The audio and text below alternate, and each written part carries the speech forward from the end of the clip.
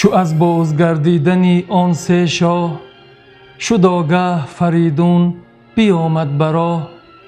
ز دلشان همه خواست کآگه شود، ز بدها گمانش کوته شود. بیامد بسان یک اژدها، کزو شیر گفتی نیابد رها.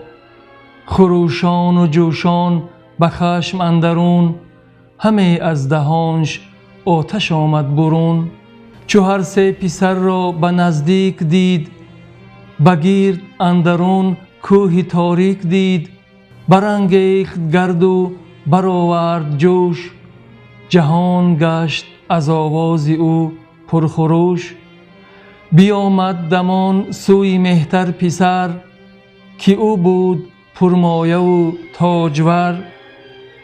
مهین گفت با اژدهاروی جنگ، نسازد خرد یافته مرد هنگ.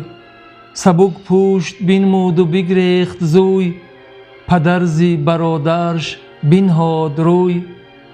میانین برادر چو او را بدید، کمان را به زه کرد و اندر کشید.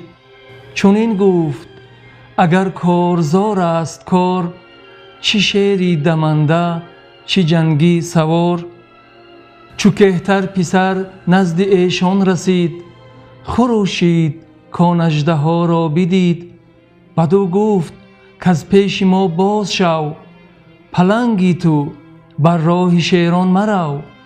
گرت نام شاه آفریدون به گوش، رسیده است با ما بدینسان مکوش.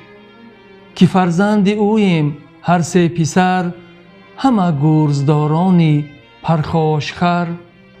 گر از راه بی راه یک سو شوی، وگرنه نهمت افسری بدخوی.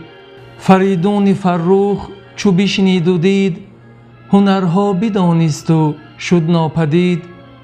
برفت و بیامد پدروار پیش، چنان چون سزا بود به آیین و کیش.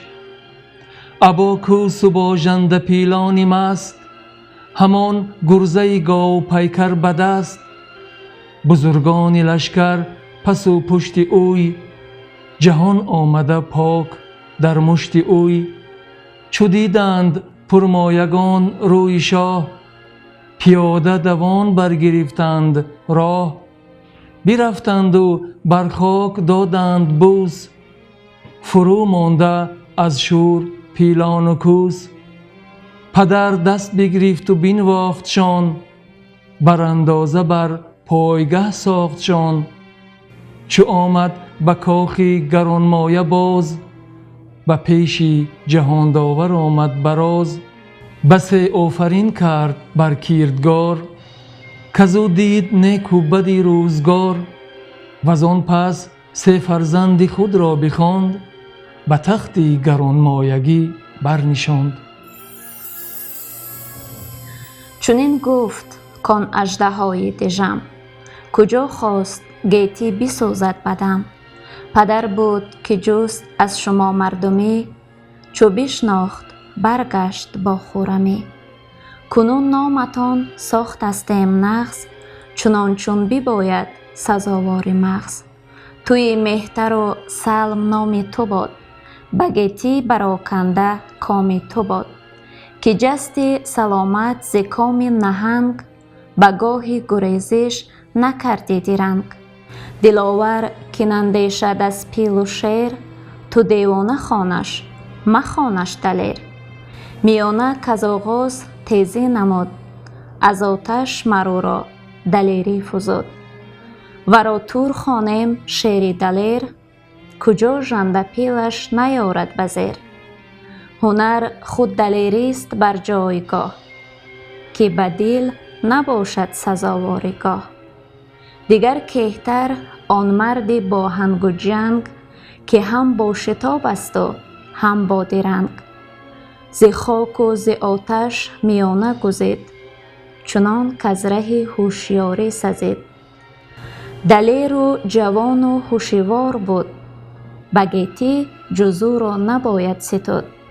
کنون ایرج اندر خور نام اوی، همه مهتری باد فرجام اوی. بدان کو به آغاز شیری نمود، به گاهی درشتی دلیری نمود. به نام پری چهرگان عرب، کنون برکشایم به شادی دو لب. زن سلم را کرد نام آرزوی، زن تور را ماه آزاده روی.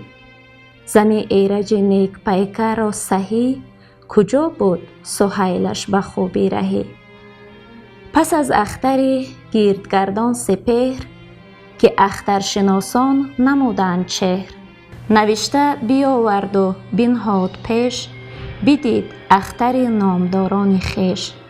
به سلم اندرون جست از اختر نشان، ستاره زحل دید و طالع کمان. دیگر طالع تور فرخنده شیر، خداوند بهرامی برخون دلیر. چو کرد اختر فروخ ایرج نگاه، حمل دید طالع خداوند ماه. از اختر بدین سان نشانی نمود، که آشوبش و جنگ بایست بود. شد اندوهگین شاه چنان بدید، یکی باد سرد از جگر برکشید. به ایرج برآشفته دیدش سپهر، نبود سازگاریش با او به مهر. به اندیشه پور روشن روان، نبود جز به اندیشه بد گمان.